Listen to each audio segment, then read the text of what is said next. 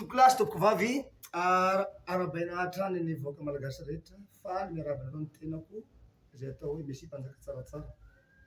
Zay no foazon'Andriamanitra teto tamin'itiky tany Madagasikara ty tamin'ny 2010 nitsanganako tamin'ny maty niakarako tany an-danitra ny fanenako tamin'i Jesosy Kristy mety ny tompony ary tany an-danitra nahitany zao fiainana mandrakizay zao ny tenako ary nahitany paradisa nahita ny atao hoe fahasambarana ary mbola noentin'Andriamanitra ihany koa nitsidiky ny elo tagnany hafobe ka raha mahagaga androany zany mba hamerina kely ho fahatsiarovana an'izay témoignage ny fitsanganako tamin'ny maty zay ny tenako dia mampandray ny voaka malagasy zany rehetra raitsy voaka vola izay mankatoa ary tsy mankasitraka ao ihany koa ny tsy mankasitraka nefa tsy mahalala ao ihany koa ny mahalala nefa tsy mankasitraka dia mandra-peo mandra-pahatapaky nyity fandara tya deoka zany sambia ny haino ary samby anaraka hofakofa tana avy hatrany no andraisako anareo tana masina ity amonjy anareo voaka malagasy rehetra hatrany ampitan-dranomasina agny ary ny mpanaraka manontolo koa ara-tsara fahitona fahasoavanao anao ary fitombona ara-tsay ara-panao anao ane zao hofakofa tana omeko anao androany zao tompoko lasy tompoko vavy hainao tsara ara-tsara ny fandara tompoko ato ny mpandika teny hadika amin'ny teny frantsay izy ty dia za no miteny amin'ny teny gasy milaza amin'ny teny gasy ny témoignageko dia raha matoa lasy lofo masoany faradina anao hanambara azy amin'ny teny frantsay sao dia mba misy olo voavonjiny zay koa amin'ny alalan'ny teny frantsay omeko anao raha matoa lasy lofo masoandro ny fitenenao. Mesdames et messieurs, chers compatriotes, c'est avec joie que je vous présente mes salutations aujourd'hui. Je suis Tsara Tsara. J'ai été emmenée au ciel, au paradis. L'éternel Dieu m'a montré le paradis et m'a aussi montré l'enfer. Aujourd'hui, je suis heureux de vous présenter à nouveau mon témoignage qui sera traduit en français. Je vous souhaite une bonne écoute. Merci. Oui, zay moa zany resadresaka zay zay resaka napetrako teo zany a dia izy koa no magnapita azy aminareo malagasy zay mahay teny frantsay ao ihany koa ny vazaha frantsay afaka miheno mandray an'izay témoignage zay ataoko zay mariana tsara zany fa sao dia misy manko maindram-panontania ao mbola tsy mahay hoe iza marina moa tsaratsara zany avy aiza tsaratsara dia olo inona izy a dia foko iny tsaratsara avy any province région Menabe Morondava. Tsara Tsara est originaire de la région de Menabe à Morondava dans le sud-ouest de Madagascar. District Nianvazo. District de Niandivazo. Province Ntoliara. Province de Tuléar. Région Menabe. Région du Menabe. Avy atsimo andrefa Madagascar. Dans le sud-ouest de Madagascar. Manarakarak'izay a za dia foko bara. Je suis originaire de la tribu Bara. Efa valivotaka amin'ny tany Sakalava, efa Sakalavan'ny Menabe.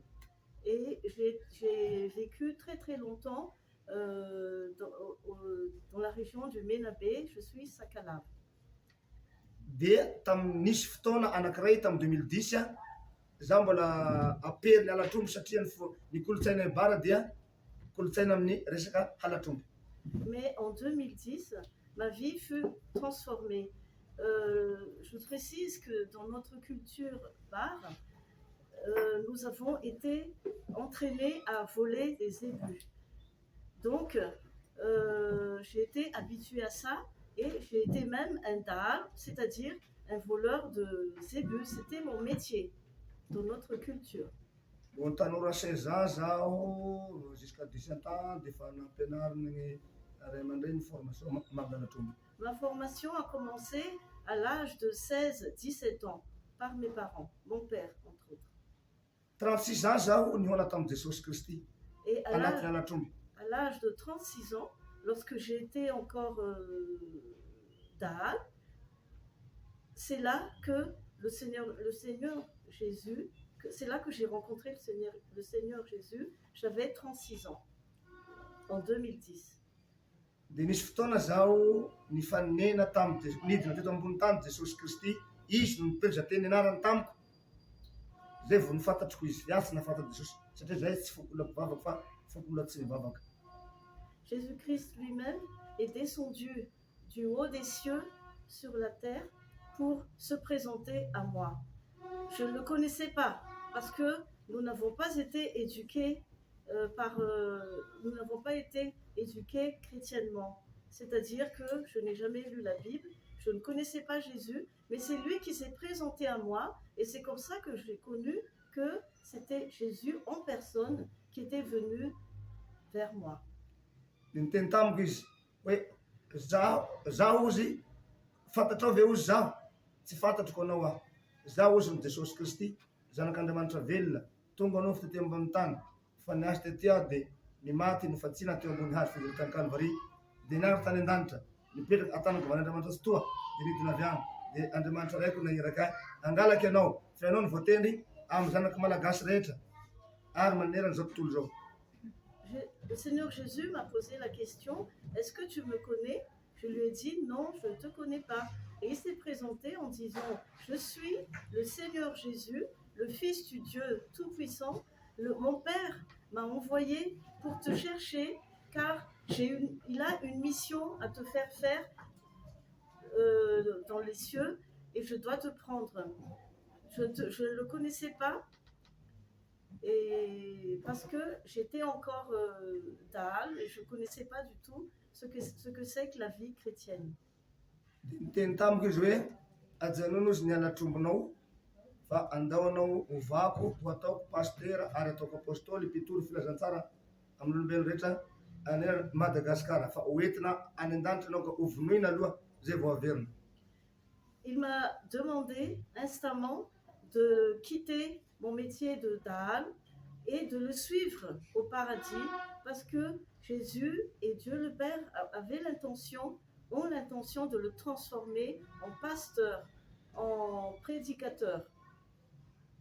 De tamin'izay aho de nandao hoe tsy mety amiko aho zany manao pasteur zany fa fady anay le pasteur zay foko bara tsy mba mivavaka fady anay zao atao pasteur zao tsy mety aminay zao ataoko mivavaka zao ka tsy misy olo fady mivavaka zany ozy fa noho tsy fahaizanareo anazy noho tsy fahalalànareo de atao hoe fady mivavaka andao anao fa hoentina ho any an-dandra de nimaty zany vononiny de 2 jours zao maty mijanona tety ny nofo amandrako vata mangatsiaka de mety nitany an-danitra fanaky de tafiny nofo vaovao niakatra nakany an-danitra.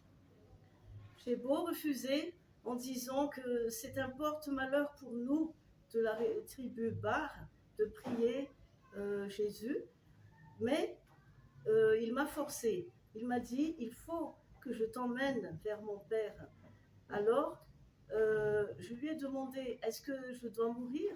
Il m'a dit, oui, tu dois mourir pour que je t'emmène vers mon Père. Et alors, c'est là que j'ai ma vie, il m'a ôté la vie et mon corps gisait ici-bas pendant 2 jours, alors que Jésus a emmené mon âme. Il m'a revêtu du corps incorruptible pour m'emmener avec lui dans les cieux, au paradis.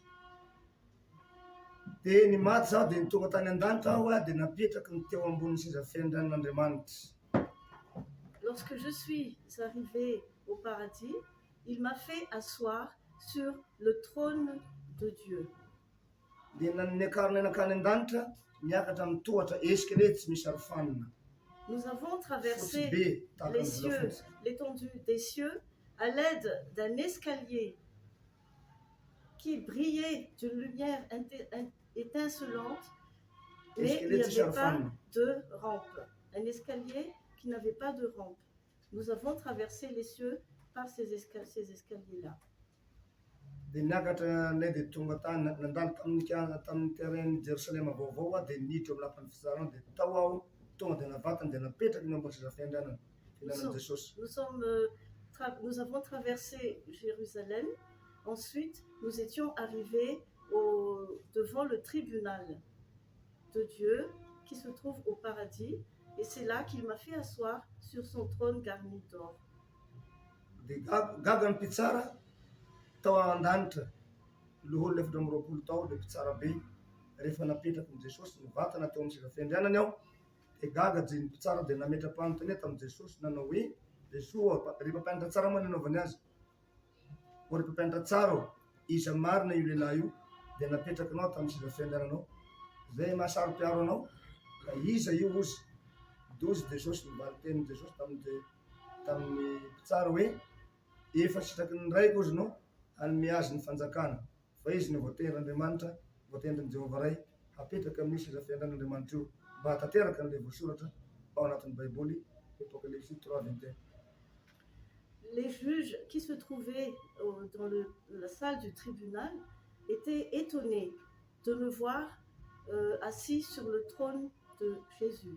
Alors, l'un d'eux a posé la question à Jésus, mais qui est cet homme pour que tu l'autorises à s'asseoir sur ton trône auquel tu es vraiment... tu n'autorises personne à s'asseoir sur ce trône, mais pourquoi tu laisses cet homme le faire? Et Jésus a répondu, cet homme est destiné à être roi et à être... Dieu, mon Père, l'a choisi pour devenir roi et pour être établi roi sur la terre et dans les cieux. Dia mahagaga ny olo an-danitra io lafa afaka ny olona afaka amin'ny fitsarana tonga dia mitovy aby ny endriky ny olona, tsy misy loatitra fa tanora lalandava ny olona, ohatra ny olona 18 ans, indray dia olona 20 taona, 100 taona, 70 taona, efa antitra be na dadabe na bebe maty ka afaka amin'ny fitsarana tonga dia lasa tanora na lalandava, mitovy daholo ny olona na ny alava na ny afohy, tsy misy samby hafa. Marina ny tena volazan'ny bokin'ny Hebreo ka iovaka hitovy amiko Jesosy dia omeko anaram-baovao, miova mitovy endrika amin'Andriamanitra tsika raha afaka ary mahazo anaram-baovao avy amin'Andriamanitra. Ce qui est fort étonnant, c'est que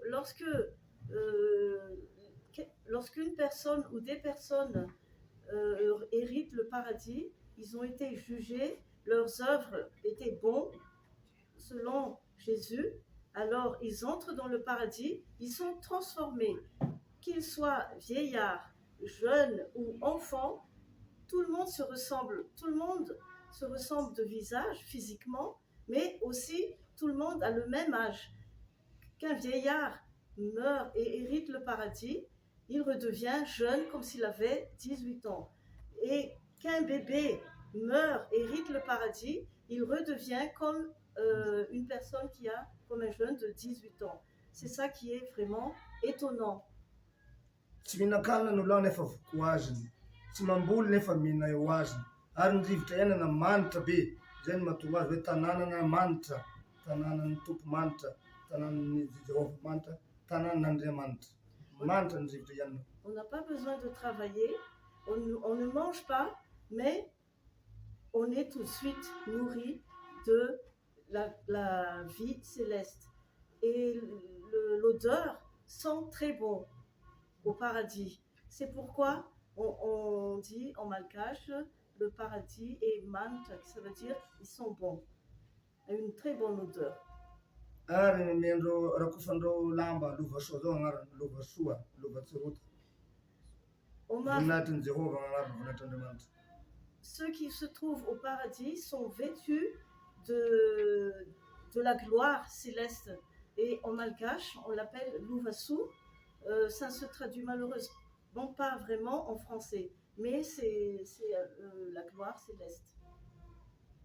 Dia efa nataony resaka atao amin'ny lapan'ny fitsarana dia vitany tao dia nalefandreo amin'izay zaho nakany amin'ny paradis amin'ny fiainana mandrakizay. Ma mission au tribunal céleste étant accomplie, on m'a tout de suite emmené au paradis. Dia zaho tsy nandalo fitsarana tsony, tsy nitsaraindreo tsony afa tonga dia afaka automatique. Satria Jesosy mitondra tokony fahefana. Je n'ai pas été jugé, j'ai tout de suite hérité le paradis car Jésus m'y a emmené. Dia noentin'i Jesosy an-tagna anao dia tonga tagny aho dia nosorana dia niositra avy tamin'ny lohany tamin'ny vatany nafindrany tamiko procuration za afinako aminao ty famondrana am-pahefana feno izy io no maha-mesia anao ositra mesianika mesia anao izy manomboka androany ianao atao hoe mesia mpanjaka tsaratsara. Le Seigneur Jésus m'a ensuite emmené à l'endroit où l'on fait l'onction et il m'a oint de l'huile sainte. C'est l'huile sainte, il a mis sur sa tête et Jésus l'a versé sur ma tête. Après, il m'a expliqué que c'est une procuration, un transfert de pouvoir qu'il me fait. Il m'a oint d'une huile sainte. C'est une onction divine. Dia ty ozy noentinao hiasa ambony tany fa voalohany teny anao agnambarana ny anaranao rehefa tonga any ambony tany dia apôstôly. Milaza apôstôly anao izy, apôstôly aho zay no lazainao amin'ny olona aloha. Aloha faloha midina teto ambony tany aho zany, io apôstôly io no nampiasaiko. Fa mbola tsy eo tsika zao fa mbola mitohy aloha zany ny mission nakany an-danja. Et j'avais un peu oublié, après l'onction, après que Jésus m'ait oint de l'huile sainte, il m'a dit, ton nom est maintenant Messie, le Messie roi Tsara Tsara. Mais mon nom pour faire ma mission sur terre, ici-bas, il m'a d'abord donné le nom d'apôtre. Mais on en reparlera plus tard. Dia rehefa vita ositra zany a, dia noentiny nakany amin'ny nefitra ny trano misy an'ny rainy. Jesosy mihitsy nitondra anakany. L'onction terminée, le Seigneur Jésus m'a emmené voir Dieu le Père dans son majestueux palais. Dia ozy izy hoe zay tiako ihany hoy Jesosy, zay tiako hitan'ny raiko ihany, apahitako an'ny raiko ihany izy no apahitako azy. Ianao no ahitan'ny raiko androany, fa ianao no sitrapoko ahitan'ny raiko, ary ianao koa no voatendrin'ny ray apahitan'ny vatany ianao. Dia ndao anao tonga anao dia omena anaram-baovao. Izao tsaratsara rao tsy agnarako taty fa agnarako tany an-danitra tsaratsara. Dia mety ny tany aho dia nahita ny tavan'Andriamanitra, nifahary tava tamin'i Jehova aho, menamena ny lokon'i Jehova. Tsara, tsy misy olo mahay mitantara an'izany la tsy olona hita anazy avao. Ohatran'izao gn'amenany, ohatran'ity ty raha ty, ataonao mena nefa tsy mena be, ohatran'ny tena tsaratsara be, tsara be, ohatran'ity, ity zavatra ty, mitovitovy amin'ity. Fa izy mamirapiratra, mena mangano any le izy, mamirapiratra be, fa tsy hoe menamena ratsiratsy endriky na menamena hafahafa, tena tsara endrika be, mena tena tsara endrika mamirapiratra, mangano any, mena mangano any endriky Jehova, mahafinaritra be. Alors Jésus m'a dit, moi je fais miséricorde, à qui je veux faire miséricorde. Toi tu as été choisi pour que je t'emmène voir Dieu le Père. Personne ne peut le voir, personne ne peut voir sa face et vivre, mais toi tu as été choisi spécialement pour le voir. Alors il m'a emmené voir le Père, j'ai vu sa face, il est d'une beauté éclatante. La couleur de sa peau ressemble à une couleur rouge écarlate, un peu comme la couleur de cette plante, un peu comme ceci, rouge écarlate, mais d'une couleur qui ne se trouve pas vraiment, qu'on ne peut pas décrire ici sur terre. Alors il a dit, toi, je vais te donner maintenant, puisque tu as vu Dieu le Père, je vais te donner maintenant un nom nouveau. Et ce nom nouveau, c'est Tsara Tsara. Ce nom ne peut pas être traduit en d'autres langues. Il doit être traduit uniquement en malgache. Tsara Tsara. Personne d'autre n'a ce nom à part toi. Et ce nom, tu vas l'utiliser lorsque tu vas faire ta mission, lorsque tu seras sur terre. Tsy misy mahita ny tavan'ny raiko izy, ao velona, voalaza ny Exodus zany. Il est écrit dans Exode 33, 20, chapitre 33, verset 20, que personne ne peut voir la face de Dieu le Père et vivre. Fa ny testamenta taloha izy mitsivala fa tsisy mety an'Andriamanitra ka ho velona. Testamenta vaovao izy, misy ao amin'ny baibolin'olombelo ambony tany any, ao amin'ny Matthieu 11:27, zay tiany Jesosy ahitan'ny rainy ihany no mahitan'ny rainy. Le livre de l'Exode fait partie de l'Ancien Testament. Par contre, dans la Bible, dans le Nouveau Testament, dans le livre de Matthieu, chapitre 11, verset 27, il est bien stipulé que Jésus révéler le Père. Il est préférable que je vous le lise pour qu'il n'y ait pas d'ambiguïté. Matthieu 11, 27, il est écrit « Toutes choses m'ont été données par mon Père. Personne ne connaît le Père à part le Fils. Personne ne connaît le Fils à part le Père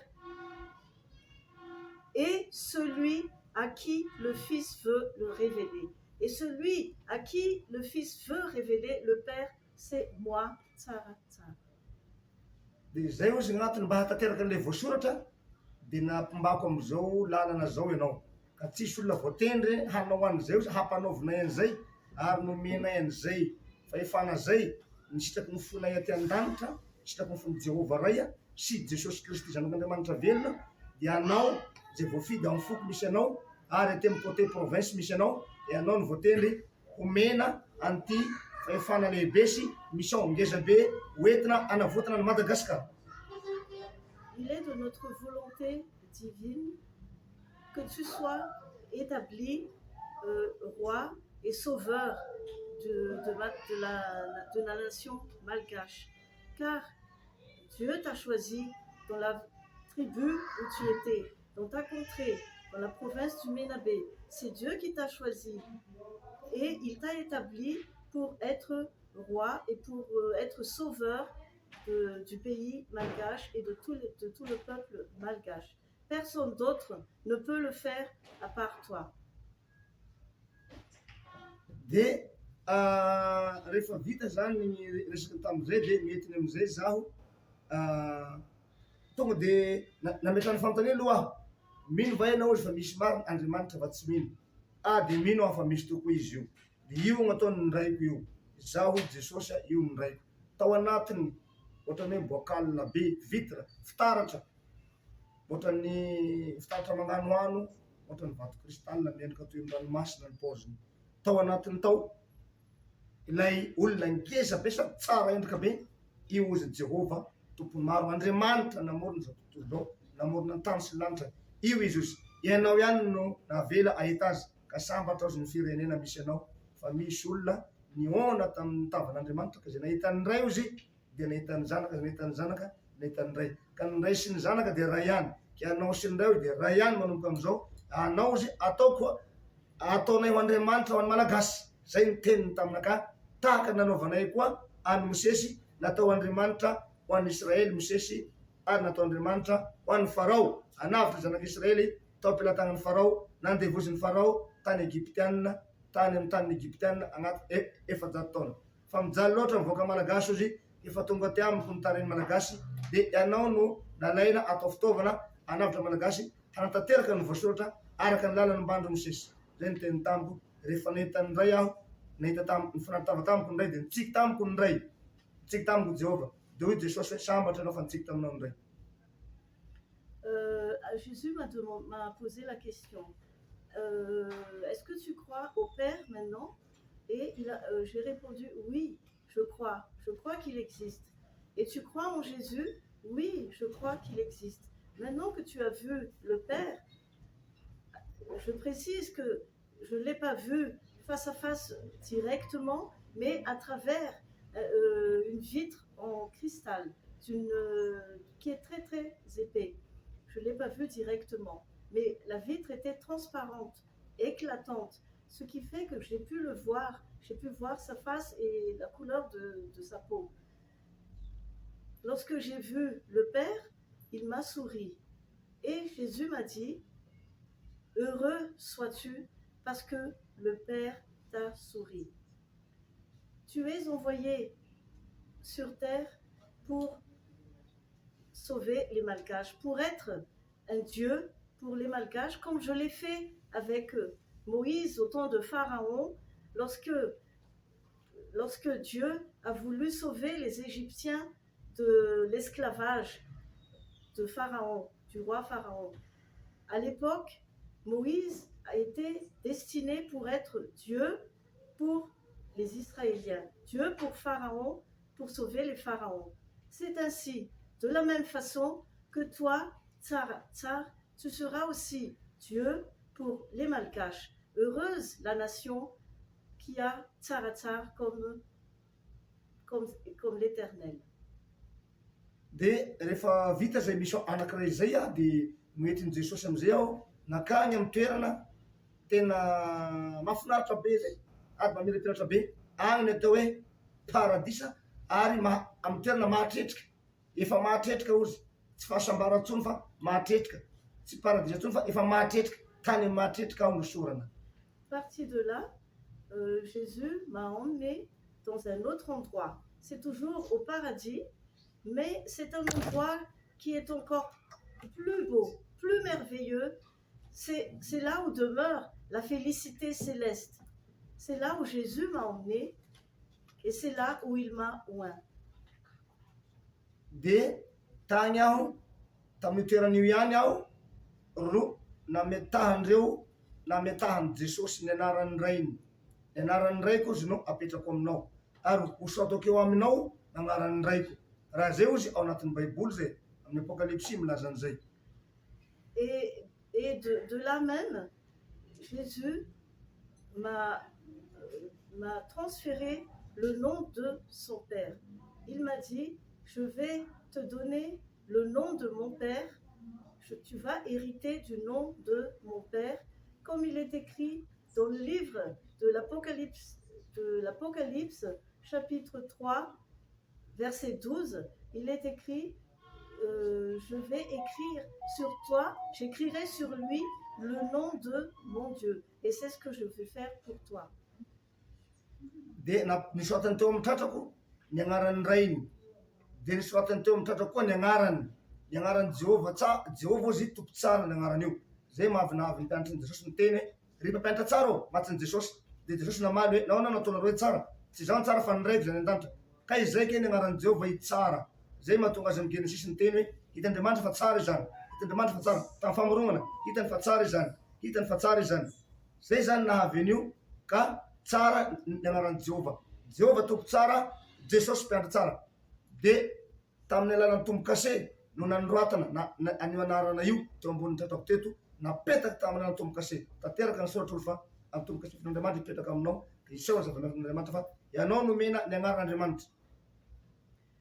Alors, Jésus a écrit son nom et le nom de son Père au niveau de ma poitrine gauche, c'est-à-dire au niveau de mon cœur.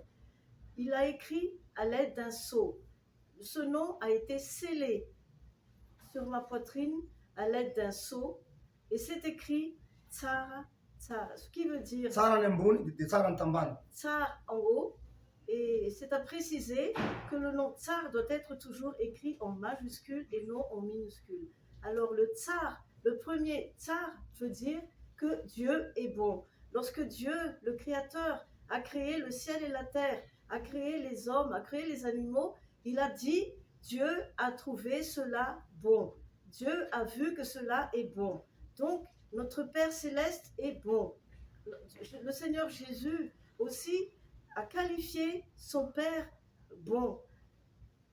Et le Seigneur Jésus, sur terre, il a été dit aussi qu'il est le bon berger. Donc, ces deux noms-là, le bon Père Céleste et le bon berger, m'ont été donnés et ça a donné le nom Tsara Tsara, que je rappelle doit être traduit, doit être resté en malgache uniquement. Dia teo lefa nipetraka amiko io agnaran'Andriamanitra io zany dia nieky 100% amizay Jesosy hoe sambatra ianao ary zaho mieky anao ary zaho tianao ary zaho hanolotra ny foko anao, hanolotra ny saiko manontolo sy ny pouvoir manontolo omenao fa ianao le no sitrak'Andriamanitra ray Jehova ray omena ny anarany fa anara-lovako i Jesosy avy tamin'ny raiko no omeko anao. Efa voalaza amin'ny bokin'ny Hébreu agny zany ozy lavy ambony tany agny anao misy boky teny malagasy agny dia efa ao amin'ny bokin'ny Hébreu voasoratra hoe anara-lova avy tamin'ny raiko no omeko anao fa ianao no akasitr'Andriamanitra hitondra ny malagasy hanavitra ny firenena. Une fois que le nom Tsar Tsar a été scellé sur ma poitrine, Jésus s'est prosterné devant moi. Et avec crainte, avec tremblement, il s'est prosterné devant moi. Non devant ma personne, mais devant ce nom-là. Car ce nom-là, c'est le nom qu'il a hérité de son père, comme il est écrit dans le livre des Hébreux, chapitre 1, versets 1 jusqu'à 5. Vous trouvez cela, c'est écrit que ce nom est un nom que Jésus a hérité de son père. Ce nom-là, mon père te l'a donné parce que c'est toi qui vas sauver le peuple malagasy de leurs péchés, mais aussi du monde entier. Nul ne peut le faire. Je t'ai donné mon cœur. J'ai trouvé une personne selon mon cœur. Et c'est toi, Tsara Tsar. Dieu, mon Père et moi sommes d'accord pour te transmettre tout pouvoir dans le ciel comme sur la terre. Comme au ciel et sur la terre. Tout pouvoir t'a été donné. Rehefa nipetaka amiko ilay anarana dia nanondroko ny lohany Jesosy teo manoloana tsy zaho ny nirehany fa ilay anarana igny anarany raiko izy mampindoka eo anatrenao satria nametam-panontaniana taminy aho hoe pourquoi Jesosy anao ndray ve no manondroko ny lohanao eo manoloana ahy tsy zaho ny tokony hanondroko ny lohako manoloana anao rehefa nipetaka amiko anarany rainy igny dia naondroko ny teo manoloana ahy ny lohany dia gaga aho tahitry aho zaho olombelona ny tokony hanondroko ny lohako eo anatrehany lasa izy indray nanondroko ny lohany teo anatrehako dia ozy izy hoe tsy anao izy nindrehako fa io anaran'Andriamanitra anarany raiko zay mipetaka aminao zay nindrehako fa anara-masinao izy io ka anarana tsy azo itenenany ratsy intsony fa io le voalazan'ny baiboly hoe ny miteny ratsy ny Jesosy izy mbola maro famelan-keloka fa miteny ratsy ny fanahy masina dia tsy azo melan-keloka intsony ka io le anarana fanahy masina zay tsy azo itenenany ratsy intsony fa loza zay miteny ratsy ny anarana io izy. Lorsque le nom Tsara Tsar a été scellé sur ma poitrine, a été inscrit définitivement dans mon corps, le Seigneur Jésus s'est prosterné devant moi. Et je lui ai dit, non Seigneur, je ne suis pas digne que tu te prosternes devant moi. Je ne suis qu'un être humain. Mais le Seigneur Jésus lui a répondu, ce n'est pas toi en personne que j'exalte en me penchant devant toi, mais c'est le nom, c'est ce précieux nom de mon Père. C'est un nom précieux, c'est un nom auquel on ne doit maltraiter, on ne doit dire du mal. Comme il est écrit dans la Bible, celui qui dit du mal du Seigneur Jésus peut encore obtenir miséricorde. Mais celui qui dit du mal du Saint-Esprit n'obtiendra plus jamais miséricorde. Et c'est ce nom-là, c'est le nom même du Saint-Esprit, Tsara Tsar. Personne ne doit dire du mal de ce nom-là, sinon il n'obtiendra jamais miséricorde, plus jamais. Izao zavatra ataoko aminao zao izy na iza na zao olombelo na velonaina eny ambony tany na gasy na vazaha na métis na karana na sinoa na sénégalais na frantsay na inona na iza izy na mpitondra fivavahana na mpitondra fiangonana na iza tsy misy olombelona hitovy aminao intsony fa ianao no napetraka teo ambony seza fiandrianany Zagnahary Andriamanitra te an-danitra ka ianao no natao ambony izy rehetra mbola nisaotra masina hoe zay avy any ambony dia ambony amin'izy rehetra zay hitan'ny masony sy reny sofiny ambarana nefa tsy misy mandray ny fanambarana ka na dia tsisy andray ny fanambaranao izy dia efa voasoratra hoe zay avy any ambony amin'izy rehetra ianao izy natao ambony amin'izy rehetra fa ianao no hanavitra n'izao tontolo zao fa i malagasy aloha ny vonjena voalohany Jerosalema anao aloha zay va Judea Samaria. Aucun autre ne ressemble à toi, car toi, tu as été choisi pour s'asseoir sur le trône de Jésus. Tu as été choisi pour recevoir l'onction divine. Tu as été choisi pour qu'on te donne le nom Tsara Tsar. Plus personne ne te ressemble sur la terre. De quelque nation que ce soit, tu es le seul qui est destiné à sauver les Malgaches d'abord, Jérusalem d'abord, ensuite la Judée, la Samarie et jusqu'aux extrémités de la terre. Dia rehefa vita resaka zay zany a dia ianao izy no iraka lehibe faratapony farambony indrindra eto ambonin'ny tany ka hanambara an'izao hafatra zao lazao avoaka malagasy zao fa aminao aby ny fahefana rehetra taty an-danitra ka hatrany ambony tany efa natolotry na ianao hoy Jesosy natolotry koa anao azy ny fahefana rehetra aty an-danitra ka hatrany ambony tany tahaka nanoloran'i Jehovah ray ny fahefanako tamiko atolotry koa anao koa fahefana lehibe feno tamiko na zay nananako izy koa anagnanao omenao zay nahatonga anakahy nampanaovy ny zavatra lehibe mihoatra na nahavita lehibe lavitra mihoatra anazy. J'avais oublié, Jésus lui a dit aussi que plus personne ne te soit identique, car toi, tu viens d'en haut. Celui qui vient d'en haut est au-dessus de tous. C'est pourquoi nul n'est semblable à toi sur la terre. Tu es celui qui vient d'en haut, tu as tout pouvoir, dans le ciel comme sur la terre. Et je t'ai donné une mission, et cette mission, elle est spéciale. C'est une mission céleste, une mission divine, une mission de salut, une mission de pouvoir que je t'ai donnée. Tu vas accomplir cette mission-là sur la terre, et personne ne sera comme toi, car tu viens du ciel, et celui qui vient d'en haut est au-dessus de tous. Hatsangako toy manaraka eo manaraka zay hatsangako tamin'ny maty ianao izy de noala vainy ny fotoanako tany an-danitra tahaka ny enim-bola na sorataona nefa 2 jours fotsiny any maty eto ambonin'ny tany.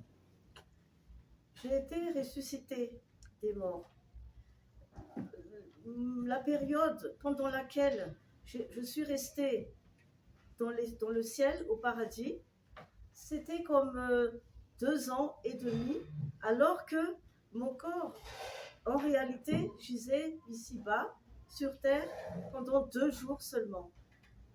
Le Seigneur Dieu a rallongé la période pendant laquelle j'ai accompli la mission dans les lieux célestes.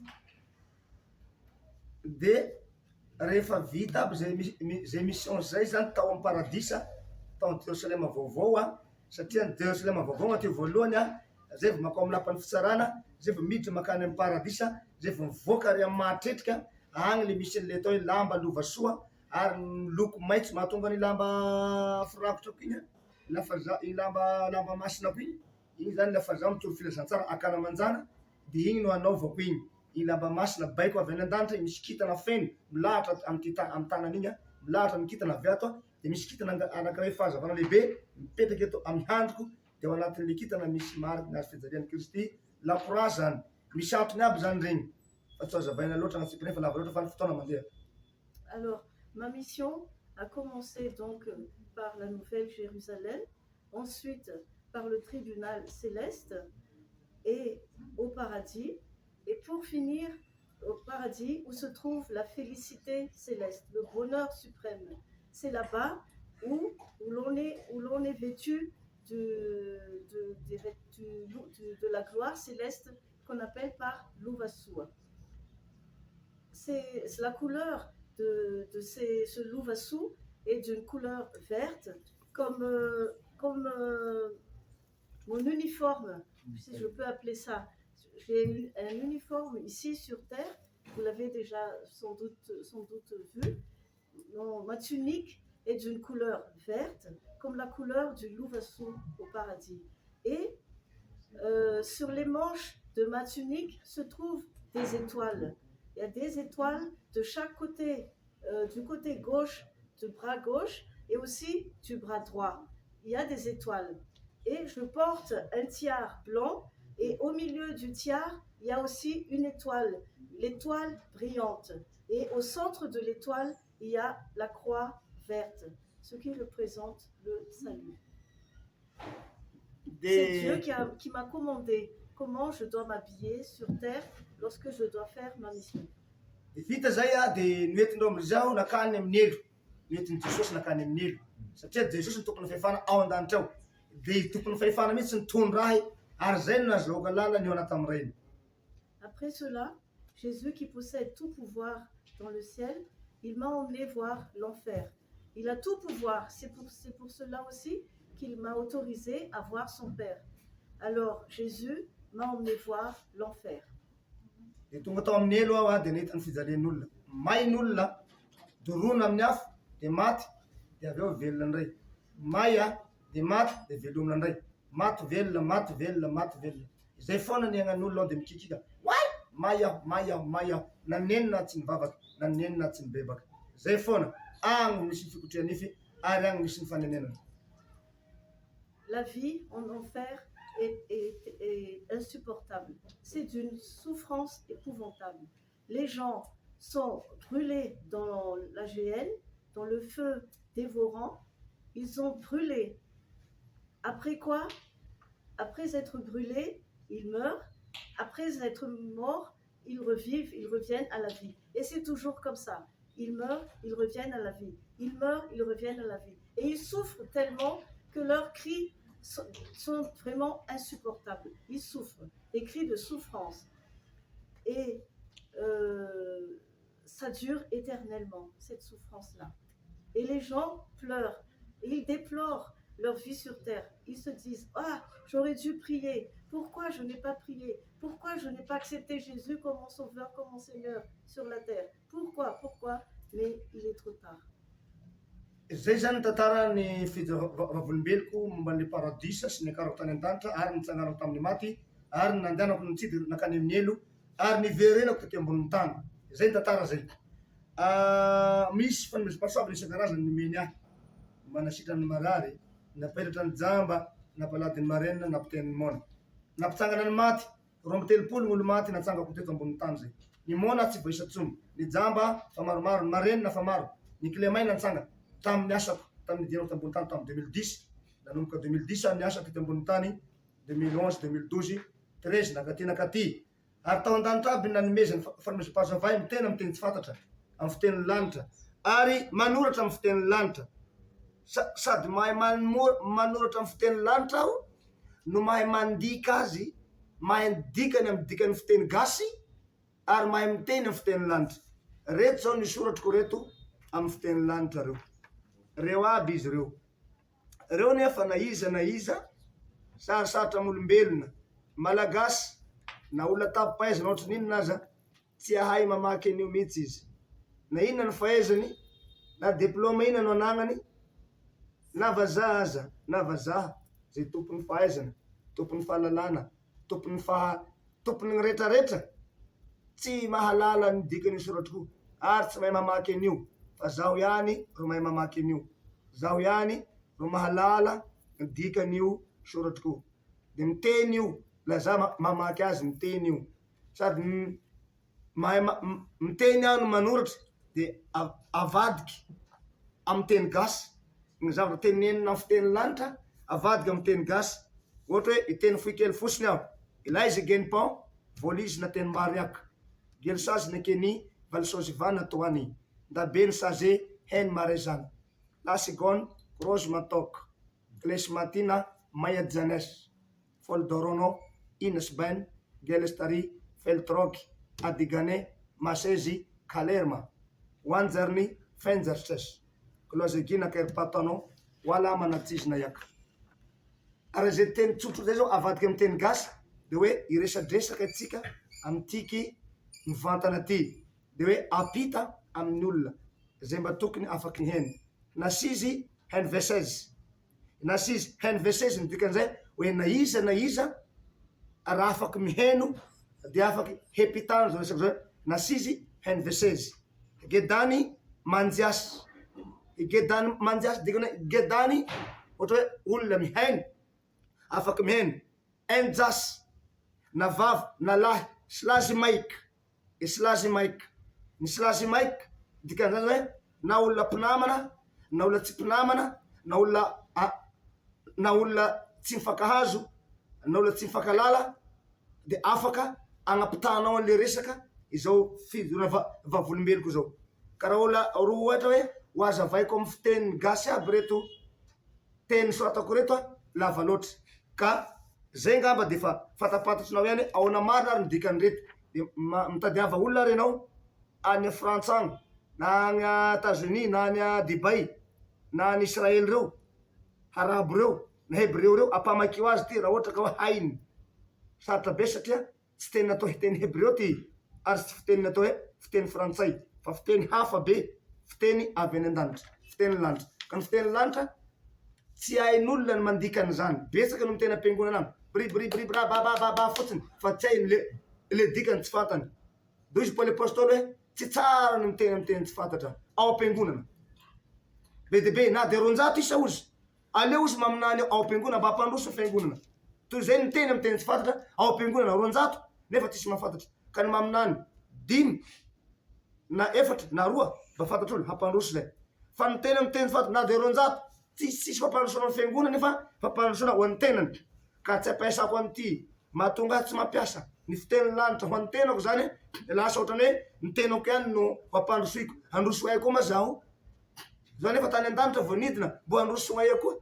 Mba ny olona tia tany mandroso maniry teo any amin'ny paradisa te hitany lanitra. Zaho efa avy tany fohibeny, efa tapitra ny fahaizako ny ao an-danitra.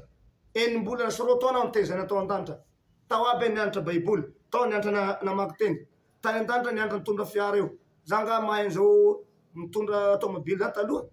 Ndray miditra anaty tomobily ara ny lohategna mikapoky lava tsy hay tegna aby ndray miditra anatin'ny fiara. Ankanany zao nefa na tomobily ina ataovy manoloana eo moa dia menaka any lakile anatenao azy. Olona tsy mba nandalo atao akory tsy nandalo nefa lasa mahay mitondra tomobily mitondra fiara. Tompony zavadrehetra aho satria vola sotra masiny eo haininy mino ny zavatra rehetra. Ka zaho avy any an-danitra nidina ambony tany zao fagagana tonga ambony tany ty hanavitra malagasy.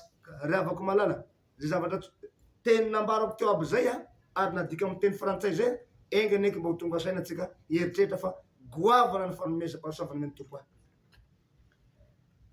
C'était un peu long, mais je vais essayer de résumer. Lorsque ma mission divine et céleste fut achevée au paradis, dans le ciel, je suis descendue et j'ai été revêtue d'un pouvoir céleste. J'ai appris la parole de Dieu au paradis. On me l'a appris. Pendant 2 ans et demi, j'ai connu tous les angles du paradis, tous les détails du paradis. Je connais tout pendant 2 ans et 6 mois. Ici, sur terre, je suis ici pour apporter le salut suprême à tout le monde, à tout le peuple. J'ai plusieurs dons. Le Père Céleste m'a octroyé plusieurs dons divins. Je peux guérir les malades. Je peux guérir aussi tous ceux qui sont possédés par les esprits malins. Mais, entre autres, j'ai un don très spécial, un don divin. Je sais parler la langue céleste. La langue céleste, je le parle, je l'écris et je peux le traduire. Comme vous avez pu le constater, j'ai ici quelques exemples de la langue céleste. C'est moi qui ai écrit tout ça. Je ne peux le traduire malheureusement pas parce que c'est long à traduire.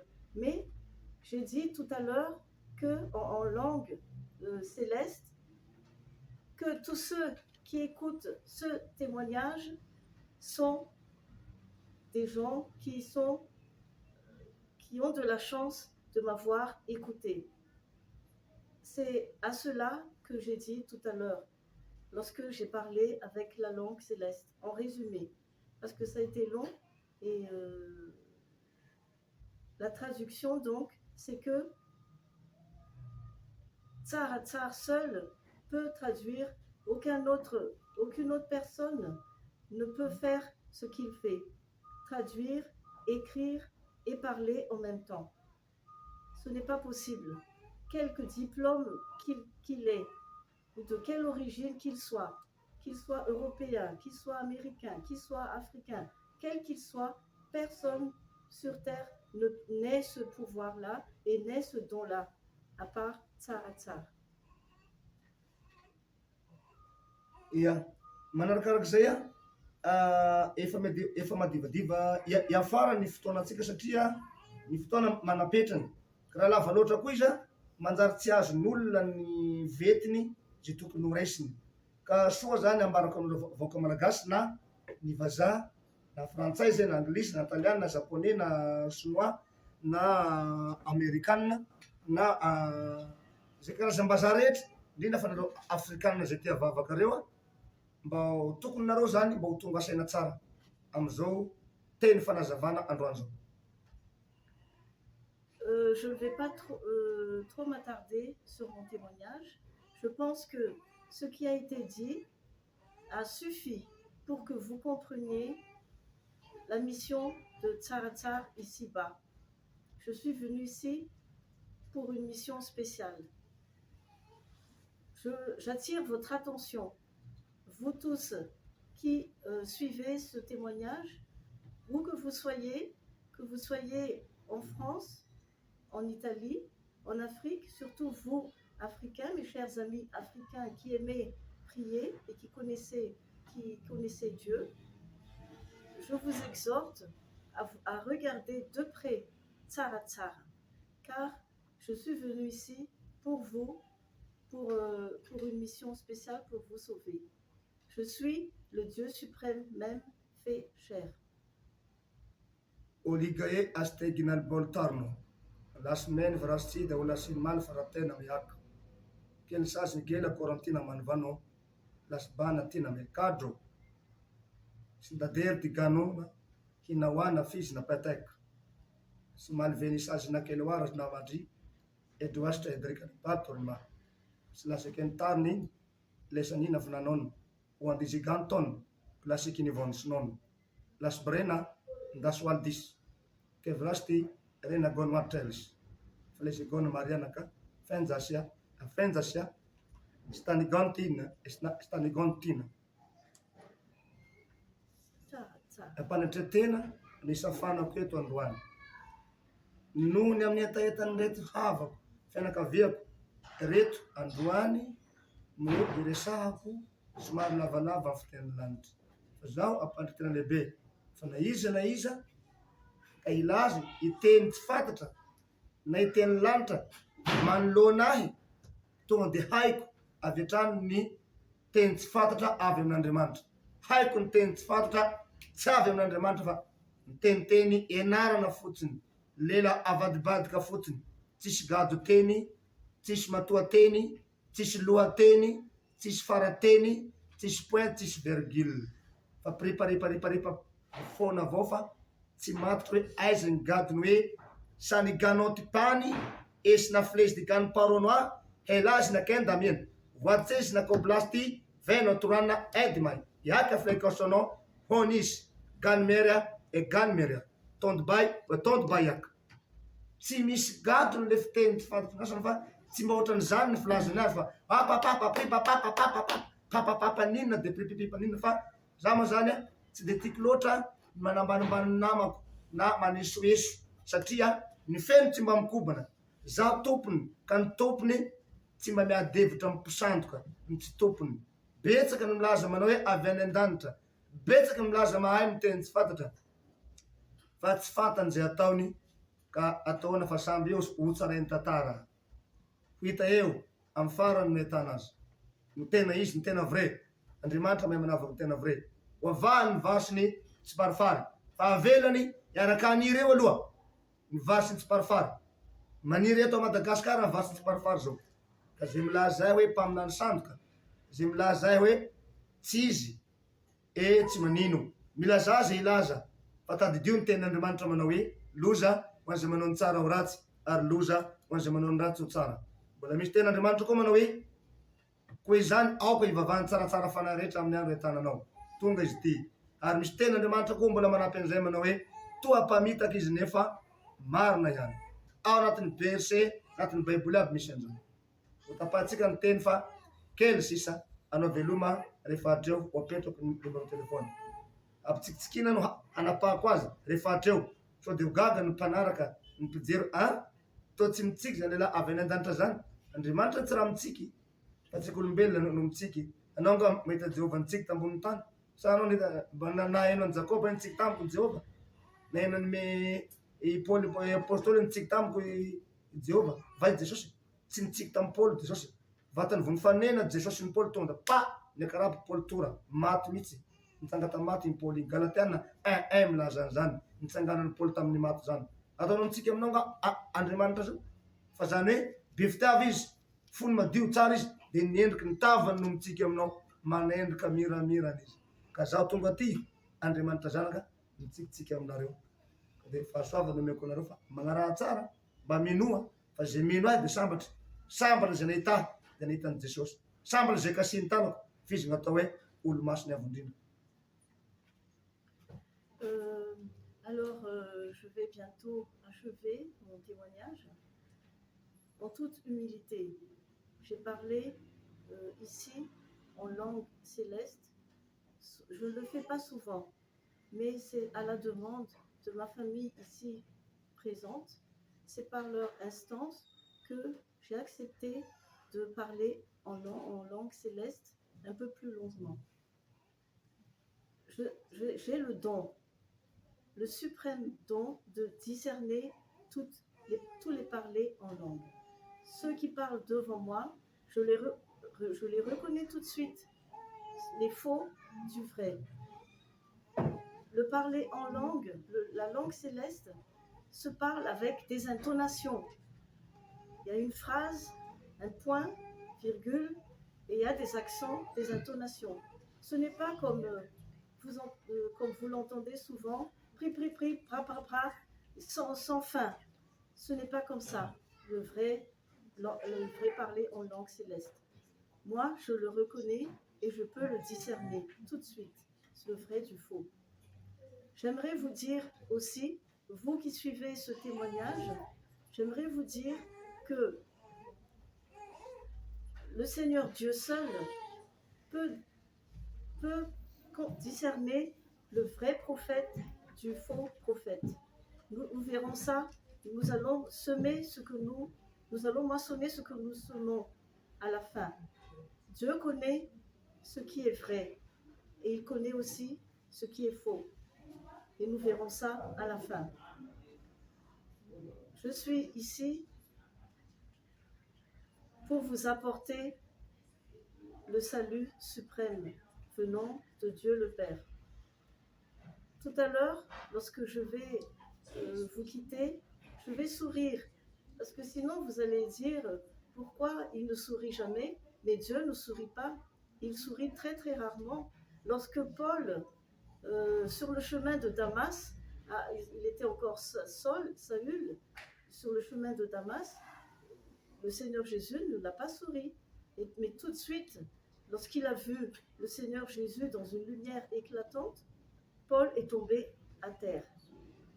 Donc, il ne sourit pas. Mais par contre, il a toujours un visage rayonnant, un visage qui est toujours joyeux. Mais moi, tout à l'heure, lorsque je vais vous dire au revoir, moi, je vais sourire pour marquer ma sympathie envers vous. Efa tonga tany an-danitra aho zay zany nahatonga hoe mahasaky miteny hoe zaho ny Mesia. I Jesosy mihitsy nanomeny anareo hoe ianao ny Mesia ozy. Dia Jehovah nanome agnaranakay hoe ianao ny tsaratsara. Anara alokan'ny vavan'Andriamanitra ny agnaranao ozy. Lorsque j'étais au ciel, c'est Jésus lui-même, qui m'a donné le nom de Messie. Il a sorti ça de sa propre bouche. Tu es le Messie. Et c'est Dieu le Père qui m'a donné le nom de Tsar. Et cela est écrit dans la Bible. Ton nom sera prononcé par la bouche de l'Éternel, dans Ésaïe, chapitre 62, verset 2. Novakian'Andriamanitra ny lambosiko tany an-danitra natao ohatry zao, novakina ohatry zao. Ty zany zaho tia ohatra tia, dia novakina roa ohatry zao aho, dia nataony tao anatiko ao Jesosy, dia nozairy natao, dia nakatoko ny Andriamanitra ao anatiko ao Jesosy, dia ao anatiko ao dia mitafy an'i Jesosy aho tonga tikeo. Jesosy zao mitafy anakahy, zaho mitafy an'i Jesosy. Tsy zaho no misandoka ho Mesia, araky ny volazan'ny Matthieu 24, tsy zaho no misandoka ho Mesia. Ary araky ny Tesalonianina 2, tsy zaho no misandoka ho Mesia, tsy zaho no misandoka ho Andriamanitra, fa le Andriamanitra mihitsy no nitady ahy, nisandoka aminakahy, nipetraka aminakahy, tahaka ny tromba io e. Ny tromba no misandoka amin'olona, mipetraka amin'olona, fa tsy olona no misandoka amin'ny tromba. Ary Jesosy mihitsy niteny hoe tsy anao ozy no nitady ahy, fa zaho no nitady anao. dia zaho no isantoko aminao, zaho no hipetraka aminao, fa tsy ianao no mipetraka aminakahy. Zay no teny taminakahy. Zay nasakeko ny teny hoe zaho no Mesia. Tsy misantoko Mesia aho, fa le tompon'ny fahefana, tompon'ny anarana Mesia mihitsy no nameno anakahy. Ka na iza mino na iza tsy mino, Andriamanitra efa nameny io ahy. Ka na iza faly na iza tsy faly, fa Andriamanitra nanomeny io ahy. Ka hoe mba resoko tsikitsikiana, resoko tiavana zavatra ambarako zao, avako malala, avako malagasy namako, ary nareo vazaha any an-dafy. La resinao amin'ny fomba madio zao fanambarako androany zao, ho tanteraka aminao ny tenin'Andriamanitra hoe sambatra zay madio am-po, fa izy no ahitan'Andriamanitra. Ka zay madio, ho an'izay madio fo hoy Paoly, dia madio aby koa ny zavatra rehetra eo anatrehany. Ho an'izay maloto saina kosa, dia maloto aby koa ny zavatra rehetra eo anatrehany, satria efa voaloto ny sainy tsy ny fieritseretany. Ho an'izay madio saina, dia madio aby ny zavatra rehetra. Fa laha amin'ny saina madio no andraisanareo an'izao teniko androany zao, ho sambatra nareo zay marainy teniko zao. Ka zaho tsaratsara, zaho tsy mba mihaboka, zaho tsy mba misandoka, zavatra tsy nomen'Andriamanitra ahy tsy mba sandohako.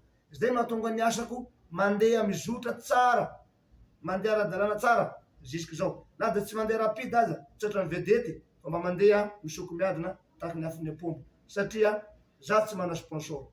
Amin'ny mpanompon'Andriamanitra rehetra, zaho tsy mana sponsor mba hanaovana bobo voanjo, hanaovana gâteau, tsy manana an'izany aho. Tsaratsara tsy manana an'izany, any an-danitra ny sponsor. Moi, Tsaratsar, je ne suis pas un usurpateur. Je ne peux pas parler de quelque chose dont mon père ne me l'a pas donné. Je ne peux pas le faire. Tout ce que je dis, c'est Dieu qui me l'a donné. C'est Dieu qui me l'a dit. La preuve, quand j'étais au ciel, Dieu le Père m'a opéré dans le dos. Il a ouvert mon dos dans le sens de la longueur. Lorsque mon dos était ouvert, il a transmis Jésus à l'intérieur, au-dedans de moi. Ensuite, il a fermé mon dos par un miracle qui lui appartient à lui seul. Alors, moi, je suis, Jésus vit en moi. Il est vivant en moi. Je porte Jésus en moi. Et cela, je n'usurpe pas ce nom-là. C'est Jésus qui m'a cherché. C'est lui qui m'a trouvé. Il m'a dit, je viens te chercher pour emmener chez mon Père pour qu'il te fasse faire une mission. Je n'ai pas cherché Jésus. Oui. Allez, vas-y. Donc, vous tous qui m'écoutez aujourd'hui, heureux soyez-vous. Estimez-vous heureux de me voir. Estimez-vous heureux de m'entendre, car je suis Dieu fait chair. Jésus vit en moi. Nul ne peut venir après moi. Je ne suis pas un faux prophète, comme il est écrit dans Matthieu 24 ou dans l'épître des Thessaloniciens, 2 Thessaloniciens 2. Je ne suis pas un faux prophète, je ne suis pas un menteur. Ce que je dis vient du Père, et ce que je dis m'a été donné par le Père.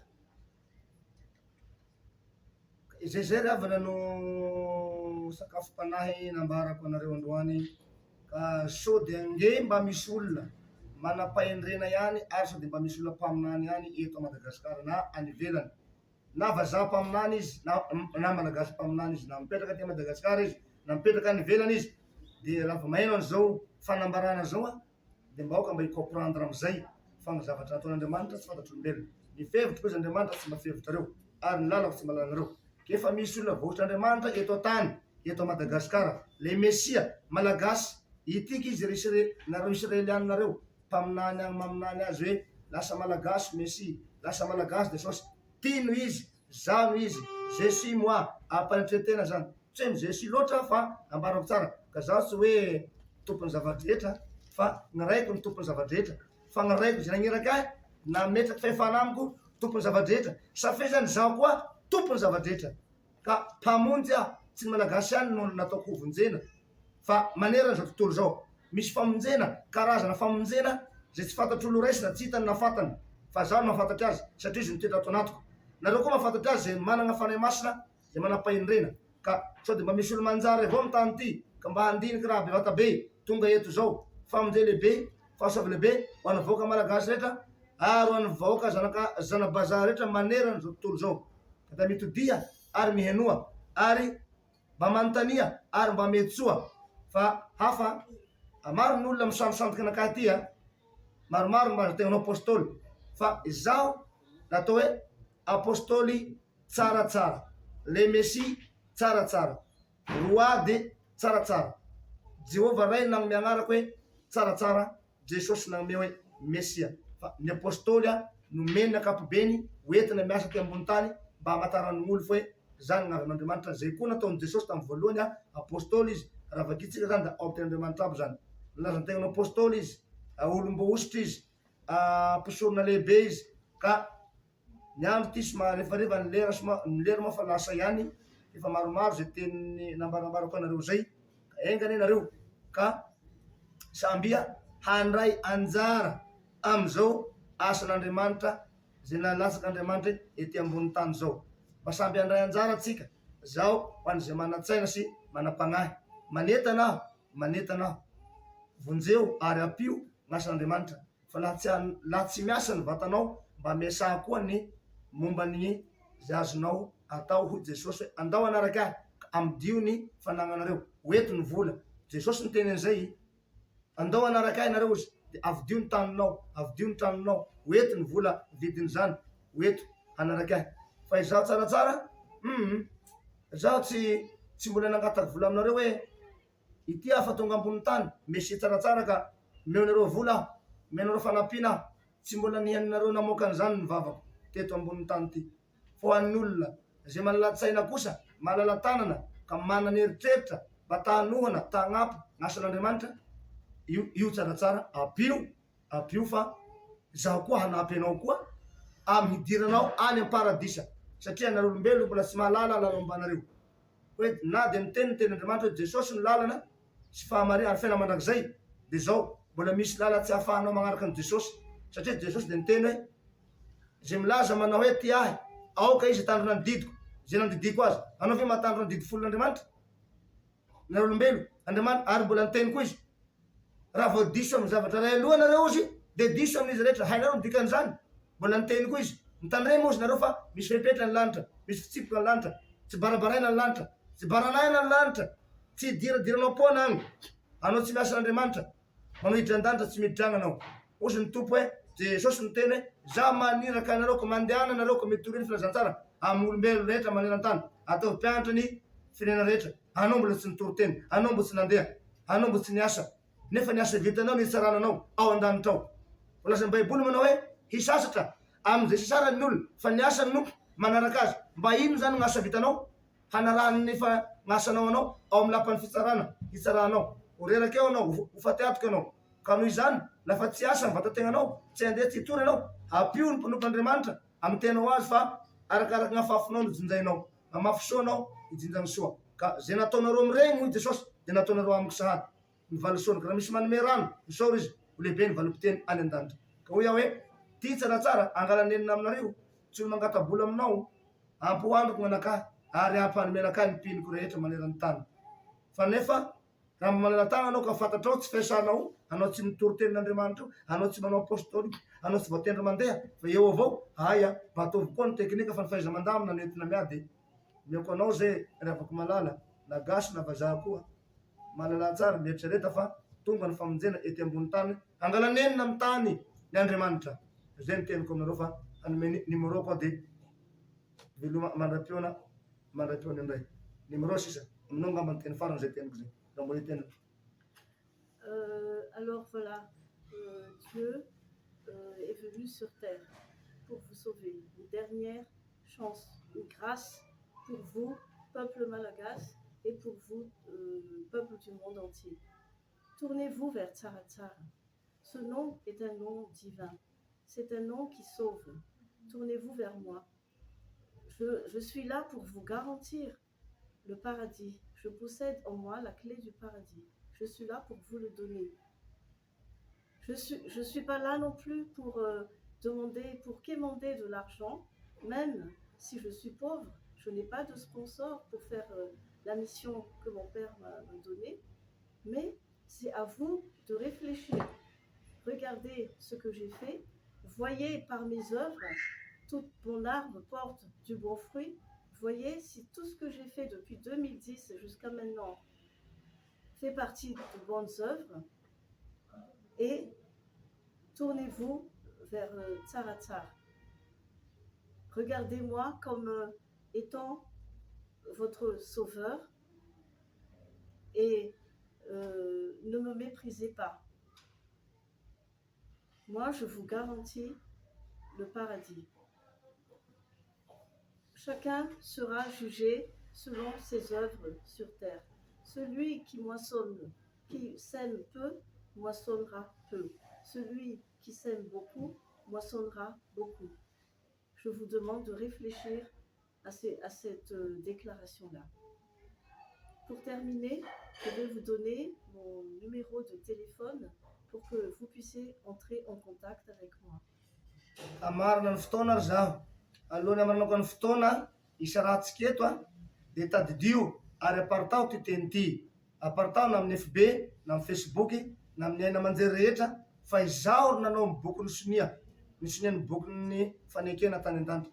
Nanao sonia ny boky tany an-danitra, ny sonia ny boky tamin'ny stylo volamena, tamin'ny boky volamena tao an-danitra, fanekena farany handravonana ny tany. Alohan'ny hamampitehana an'izao tontolo zao dia tsy maintsy misy olona nampiakarin'Andriamanitra tany an-danitra hanao sonia ny boky fanekena farany io. Izay boky tsisy nahasokatra hatrizay zay voalazany Apokalipsy 5 zay. Raha vakinareo angamba zay dia gaga nareo fa ao nisy boky zay tsisy nahasokatra. Zaho no ny voaterin'Andriamanitra nanokatra an'io. Zahay amin'i Jesosy dia hay amin'i Jesosy nanao sonia an'io tany an-danitra. Vita ny sonia.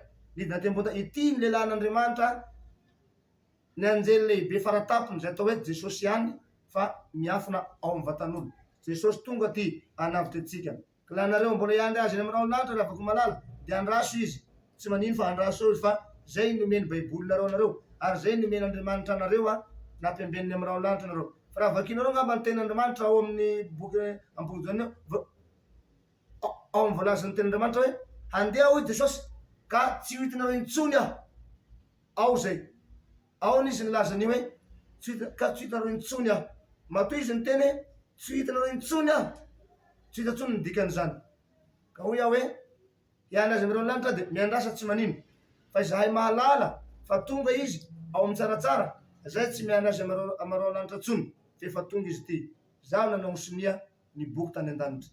Ka manambara anareo vahoaka malagasy rehetra sy ny namako rehetra any an-dafy na zanabazary rehetra manery zao tontolo zao efa tonga ilay Mesia. Ary zaho ny voatenin'Andriamanitra hitondra firenena eto Madagasikara, hanavitra ny firenena. Ka iaho tsy ilaza hoe Rovina no lasa filoham-pirenena. Tsy milaza aho. Mbola tsy ambarako eto zay.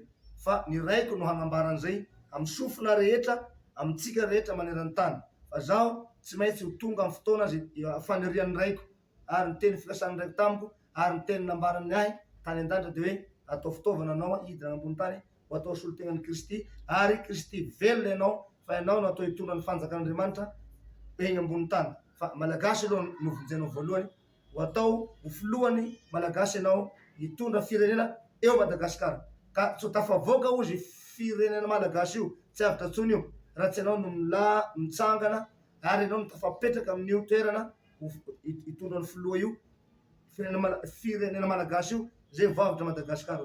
Fa raha tsy zany ozy dia tsy avitra io dia mainka iletika io. Zay ny teniny taminakahy. Ka tonga ty aho zany naheno teny tamin'ny Deratsiraka hoe foazo aho raha mandroso Madagasikara. Raha mbola mpanao politika no hitondra ny firenena tsy avitra intsony Madagasikara. Zay ny teny Deratsiraka. Io ary izy. Mbo zay koa ny tenin'Andriamanitra raiko tany an-danitra. Revoaka malagasy hanenina antsika, hanenina anareo. Tadidio teny Deratsiraka zay. Dia tadidio koa teniko androany ty. Hanenina antsika, hanenina anareo. Fa raha mbola mpanao politika no handrainareo, ho tavandrainareo, hanavitra an'ity firenena ty, tsy avitra intsony ty. Zay ny hafatra avy any an-danitra. Miletika tsika ary miamijaly. Zay ngamba ny teny farany dia omeko ny numéro telefony atoko mamarana azy. 034 89 867 64. Averiko indray mandeha 034 89 867 64. Omeko ny orange ihany fa nareo andafy presque orange tena mety aminareo. 032 22 833 18 apôtre Ndray mandeha 032 22 833 18 zay ngamba eminareo tsara zay ka raha misy itetanao afaka manatona afaka miantso ahy na amin'ny WhatsApp fa sahaza ho anao namako zay ka hoy aho hoe mifalia rivoaka malagasy ary ny tanako mitsango ohatran'izay avao dia mitondra fahasalamana anao. Ny olo maty tany an-dafy natsangako à distance tafatsanga. Ny olona marary tany an-dafy tany Limoges nananganako ny tanako ohatr'izao nahita anakah tonga dia sitrana. Ka hoy aho hoe ity tanako ity hitondra famonjena lehibe, nitondra famonjea avy any an-danitra ty volazan'ny baiboly io hoe ny fahazavana avy amin'ny tanany ny mitondra fanasitrana ho an'ny tanany. Fahazavana avy ato hitondra fanasitrana ho an'ny tanany. Ka rivoaka malagasy hafatra farany ty tadidio ny tenin'Andriamanitra manao hoe sambatra ny firenena zay manana an'i Jehova ho Andriamanitra. Inona le Andriamanitra? Voaositra.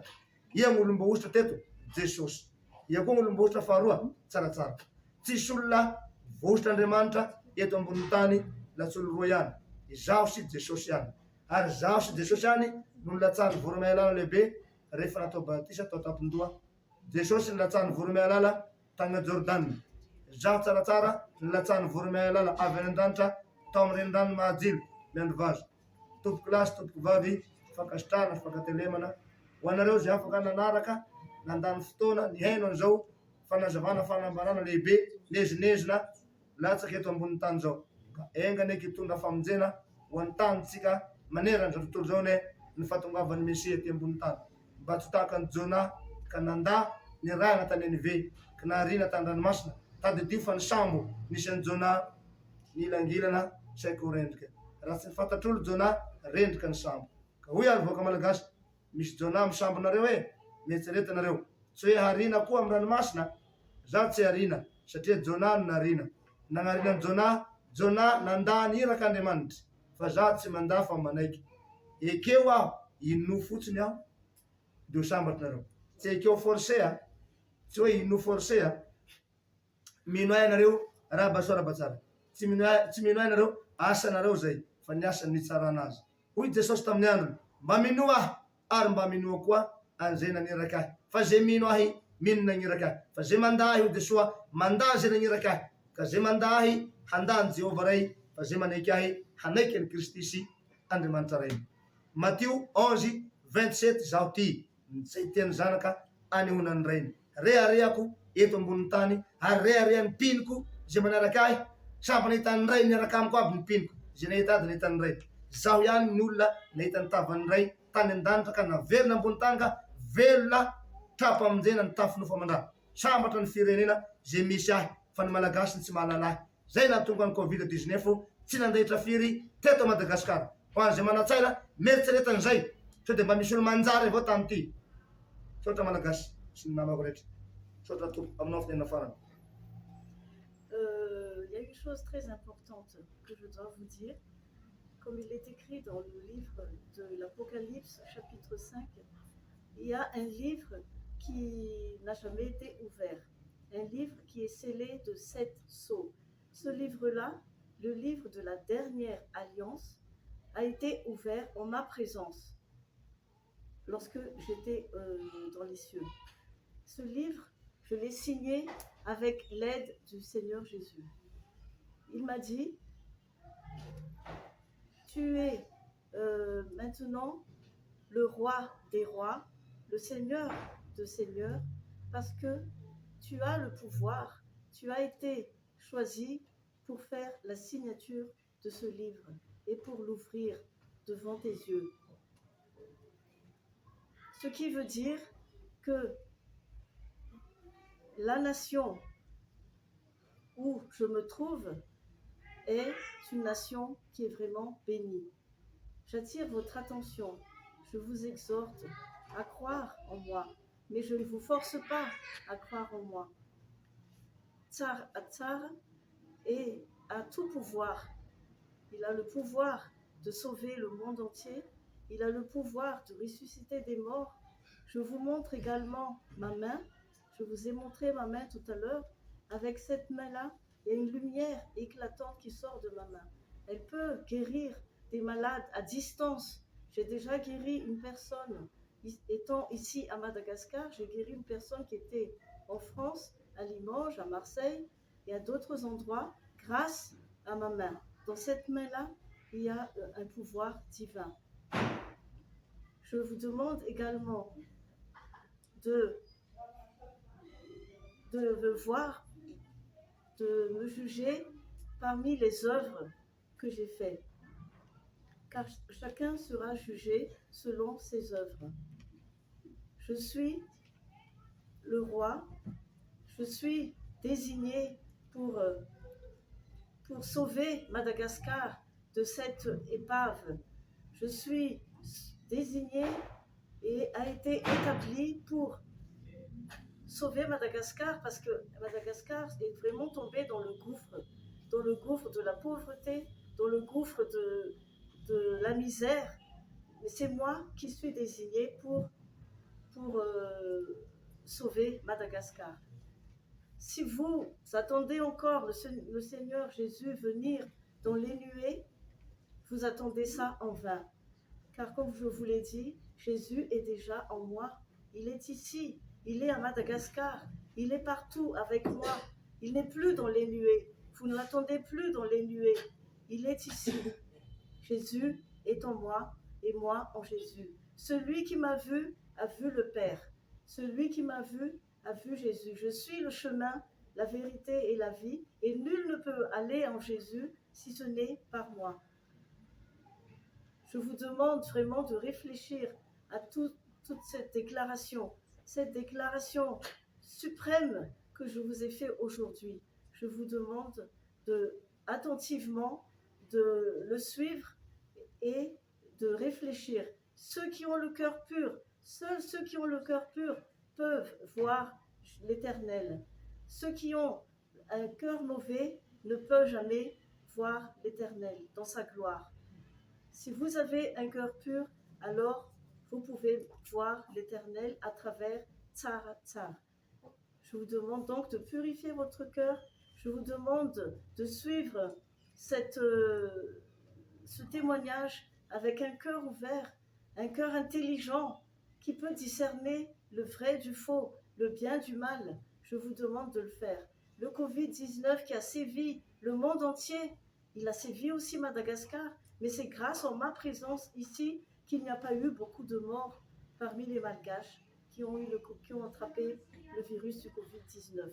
Je vous demande vraiment d'y réfléchir là-dessus, ne pas être des insensés qui sont lents à comprendre, mais être des hommes sages qui ont l'intelligence, qui comprennent vite ce que disent l'Esprit aux églises. Donc voilà ce que j'ai à vous dire aujourd'hui. Je vous remercie de votre aimable attention. Avant de terminer, je vous laisse mon numéro de téléphone en numéro malgache et aussi international. Mon numéro Telma est le 034 89 867 64 034 89 867 64 ou le 00261 34 89 867 64 si vous appelez de l'étranger. J'ai également un numéro orange 032 22 833 18 ou le 00261 32 22 833 18. Je vous salue mes chers compatriotes, je vous salue mes amis du monde entier. Soyez bénis, que Tsar Tsar vous bénisse. Ka sao dia eritreritra hoe la mbola raha misy maty dia andesinareo aminakaty izaty tsy raha anao koa satria araky ny tenin' Jesosy io okan'izay izy fa ampy zay ka na dia misy olona ahita olona nitsanga tamin'ny maty fa tsy mino mandrakizay Ne croyez pas sao dia hoe nisy maty ka andesy aty koa ne croyez pas que je vais ressusciter des morts, tous les morts que vous m'emmenez. Non, je ne peux plus le faire. Jésus l'a fait aussi. Je ne ressusciterai plus les morts. C'est terminé, chaque chose a son temps. Jésus a ressuscité 4 morts en tout, mais moi j'en ai ressuscité 32. J'en ai fait beaucoup plus que lui. Jesosy lafa nivita nibatisa ny tagna inona dia nijanona izy tsy nibatisa intsony izy dia ny mpianatra amizay no nampanaovany batisa Raha ny batisa mbola mahanao avao loatra misy tapa-kevitra. Fa ny fananganana ny maty, ifanjarany zao fa fiakarana amizay zao ka aleo andeha. Ny jambany moa na marenina, raha mifanena moa hanao akory, manao avao tegna. Fa la hoe hitady marary, hitady jamba, hitady kilemaina, tsy ny marary no mitady, tsy ny dokotera no mitady ny marary fa ny marary no mitady ny dokotera. Zay angamba rô apetrapetrako aminareo. Pour ressusciter des morts, je ne le ferai plus. Si quelqu'un est mort, c'est sa destinée. Je ne vais pas aller à cette rencontre. Je ne vais pas m'y opposer. Par contre, pour guérir les malades, les infirmes, les aveugles, les boiteux, ça, je peux le faire. Pour baptiser, ça aussi, je peux le faire. Jésus, le Seigneur Jésus, de son vivant, il a baptisé seulement quelques personnes dans le lac de Nain, dans le lac de Nain. Mais moi, j'en ai baptisé des milliers et des milliers de personnes. Et j'avais oublié aussi, le Seigneur Jésus, nous sommes seulement deux à avoir reçu l'onction divine de la part de Dieu direct. Le Seigneur Jésus et moi-même. Deux seules personnes sur terre qui ont